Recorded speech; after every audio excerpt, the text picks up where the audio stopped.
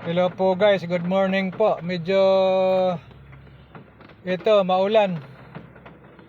Paglabas ko ng pinto, talaga naman lumalakas yung ulan, lumalakas ang hangin.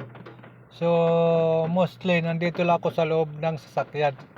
So malakas ang hangin. Ingat po guys sa mga nagbibiyahe, mga naglalakad. Yung hangin malakas yung hangin niya dito sa bandang Nandito kami sa bandang Visayas Avenue, corner ng tawag nito. Malapit ito sa may Congressional Avenue. So pag nandito ka, malakas yung hangin, tingnan nyo. Yun po, malakas. Medyo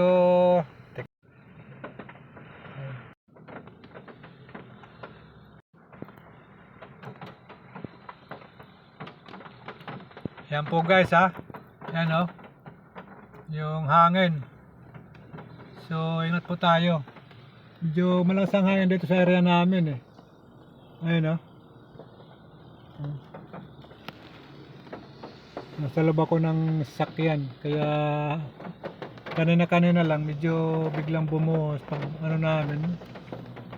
Kanina may araw pa doon banda sa may Labista galing kami ng Labista, medyo malakas pang hangin.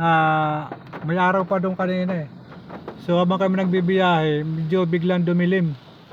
So yun, kaya yun medyo malakas. Yan, ito kami sa may wood shop. Sa may wood shop kami nandito.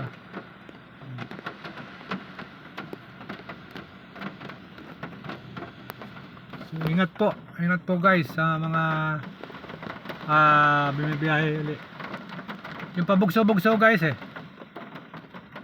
pabugso-bugso yung